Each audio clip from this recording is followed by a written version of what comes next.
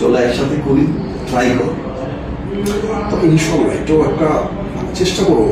অবশেষে সামনে এলো শাকিব খানের নতুন সিনেমার বড় আপডেট। কিন্তু সবচেয়ে বড় প্রশ্ন, এই সিনেমায় শাকিব খানের নায়িকা হচ্ছেন ইথিকা পাল নাকি সাবিলা নূর? ইতোমধ্যেই শুরু হয়েছে তুমুল আলোচনা। ঢালিউড সুপারস্টার শাকিব খানকে ঘিরে আবারও শুরু হয়েছে নতুন আলোচনা। এবার আলোচনার মূল কারণ পরিচালক মেহেদী হাসানের নতুন সিনেমা।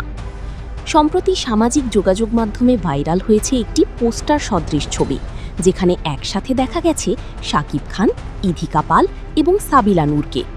আর এরপর থেকেই ভক্তদের মনে একটাই প্রশ্ন, শেষ পর্যন্ত শাকিব খানের বিপরীতে নায়িকা হিসেবে কাকে দেখা যাবে?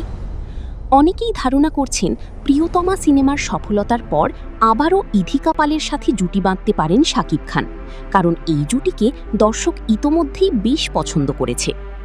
অন্যদিকে ছোট পর্দার জনপ্রিয় অভিনেত্রী সাবিলা নূরের নামও উঠে আসছে জোরালোভাবে। অনেকের মতে নতুন ধাঁচের গল্প হলে সাবিলা নূরকেও বড় পর্দায় শাকিব খানের সাথে দেখা যেতে পারে।